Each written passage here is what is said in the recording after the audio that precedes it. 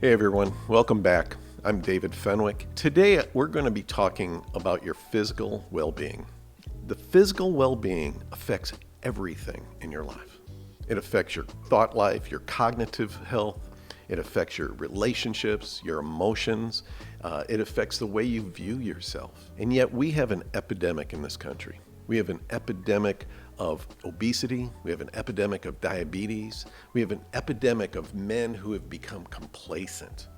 And I want to challenge us today to look at our life, take honest appraisal, right? Examine where we are and how did we get here, and then take steps. What are some action steps that you can take? Here we are in the beginning of 2025 to launch yourself into a journey of getting fit.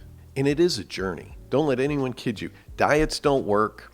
It takes time. It takes intentionality. It takes commitment. But it's a journey. But it's a journey that is so worthwhile. As I said, I alluded to that we have an epidemic in this country. Diabetes in 2024, 15.8% of all Americans have diabetes. 50 years ago, in 1974, it was 2%. That's 8 times in 50 years. Diabetes has increased 8 times in 50 years. In dementia, and Alzheimer's is now known as type 3 diabetes. And diabetes is really a symptom of insulin resistance. And we've found through studies that insulin resistance is deeply affected for the positive by nutrition and exercise. Obesity in America, in adults today in 2024, it's estimated that 40 to 44% of all Americans are obese. In 1974, that was 15%. What's going on here? We have more knowledge, we have more access to information, we have more access to medicines, and yet obesity is on the rise. The other day I was looking back at some iconic sports moments, and I was looking through pictures of Dodger Stadium and Wrigley Field and Yankee Stadium at different times. And all of a sudden I noticed that the fans, the pictures of the fans in the stands, nobody or hardly anybody was fat. Hardly anybody was overweight. You look at a football stadium or you look at a baseball stadium today, and most everybody is overweight. We know for sure 40 to 44% of them are. What's going on here, right? What is going on here? Well, it's a combination of things. It's a combination of lack of exercise, right? Our lifestyle, but it's hugely associated with our diet. What happened in around the 1970s, we had the food pyramid come in, and that food pyramid we found was totally wrong.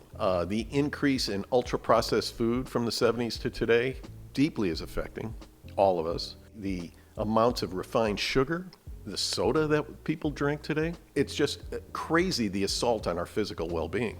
And as men, it is incredibly important for us to lead the way for our families and our peers, and to show by example that we're going to take charge and we're going to change the way we eat. We're going to change the way our physical appearance is, not just for the appearance, but for the well-being.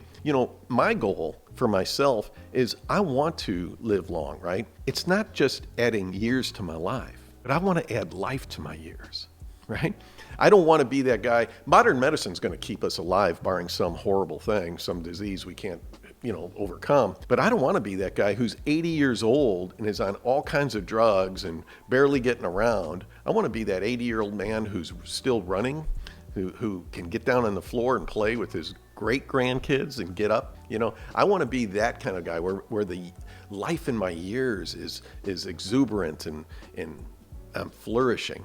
And that's what I want for you too. But we have to take honest appraisal, right? We have to examine, how did I get here? Well, where am I really? So what I want you to do, if you will, I actually I implore you to do this. This is so critical. I really can't stress this enough. This is so critical because everything is surrounded and affected, the implications of our nutrition and our health and our exercise. It affects every aspect of our life. The action points for this is, for the next 3 days, record everything you eat or drink, right? Everything you ingest, write it down. Not just write down what you ate, but also the time of day that you ate it. because that's very important. So once you make that list, in 3 days after you write everything, and just be honest, it's just between you and yourself, write out everything that you've eaten and everything that you've drank, and then circle anything like sodas. Circle sodas, how many you've had in a day, when you've had them. Circle things that had a lot of refined sugar, cakes, cookies, whatever it may be. Circle all ultra-processed foods. Now, ultra-processed foods are those things that they've been deconstructed and reconstructed, and they have ingredients that you can't pronounce, right? They have ingredients and dyes and things like that you've never heard of or you can't pronounce. These are the things that are found in the middle aisles of a grocery store.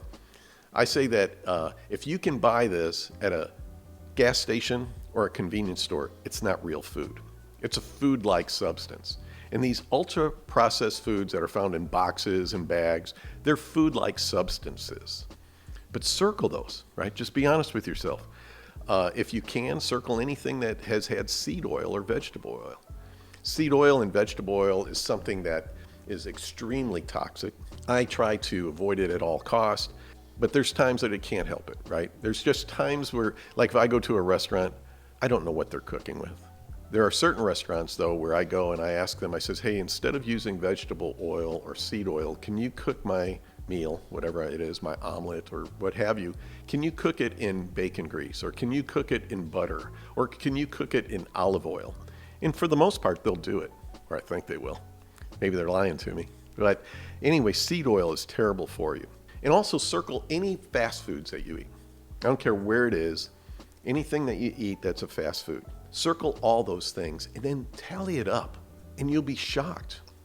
You'll be shocked at how much fake food or junk food is in our diets, right?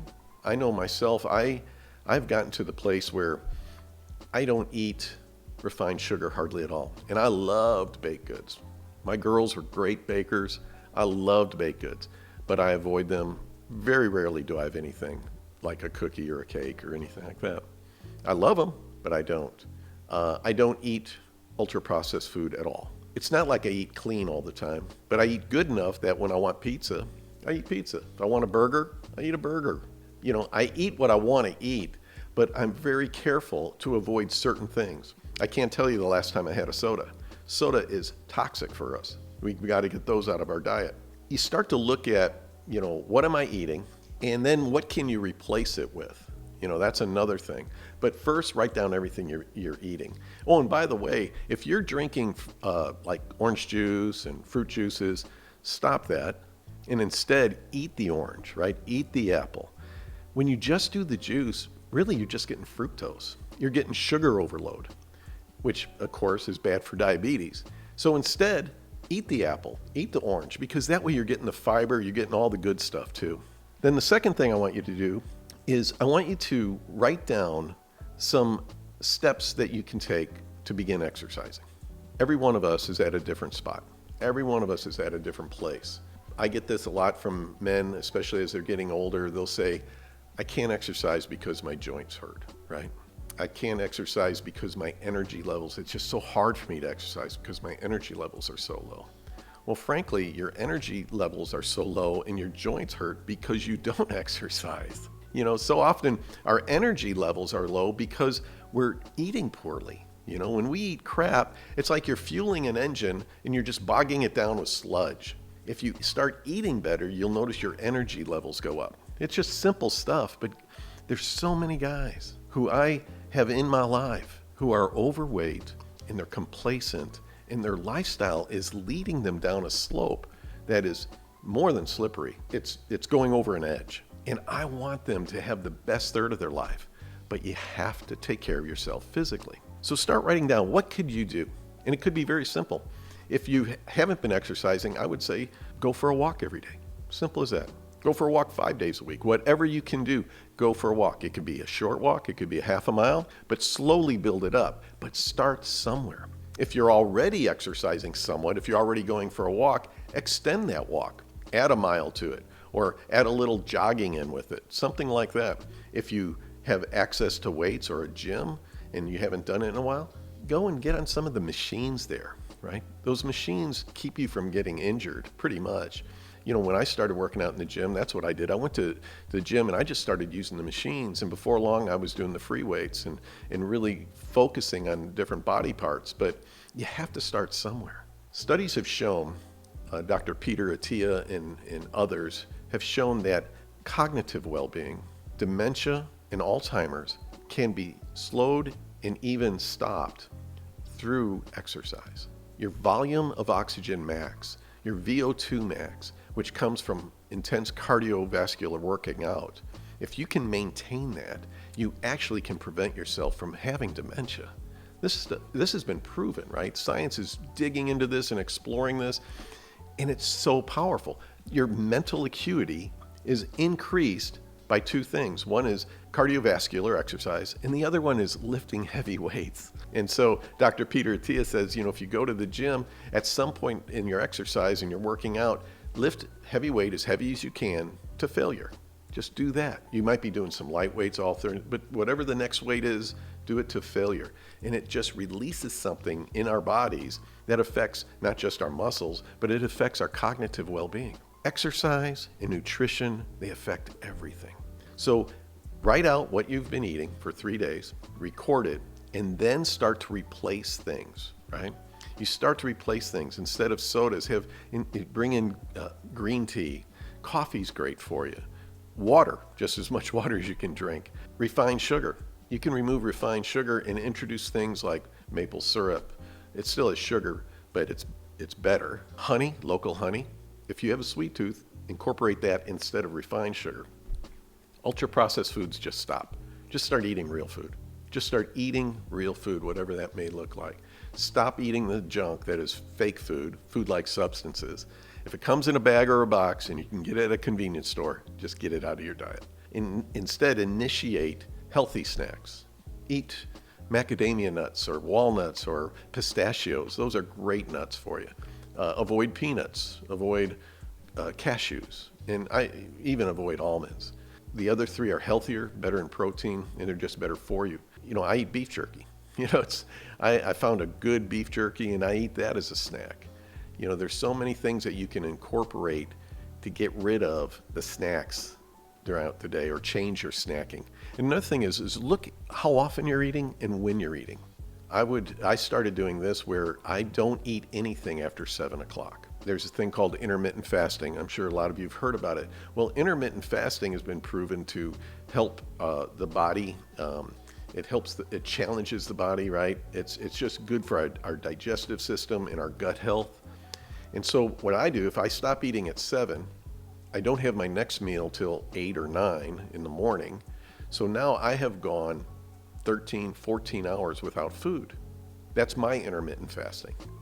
But if you can stop eating late at night, if you can get rid of the junk like sodas and ultra-processed food, and if you can limit your snacking to fruit, healthy nuts, beef jerky, things like that, you'll slowly start to see that your appetite's going to change. You're going to crave more of the good foods.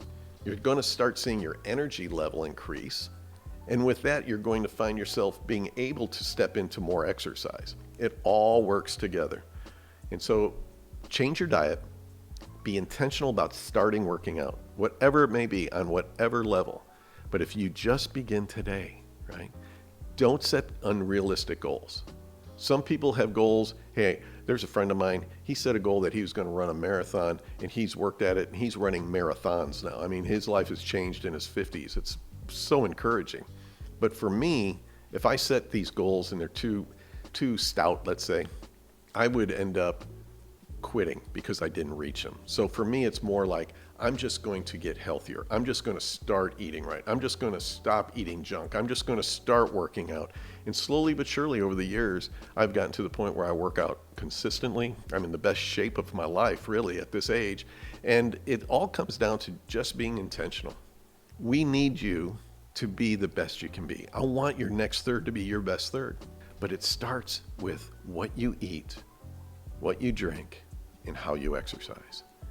Get active. Your physical well-being affects every aspect of your life. Thanks for joining us today. I hope this encourages you, and I hope that you would take action steps right now for your physical well-being. And if you do me a favor, if you'd click like, if you'd subscribe, if you'd share, we can get this information out to more and more men to see their next third become their best third. See you next time.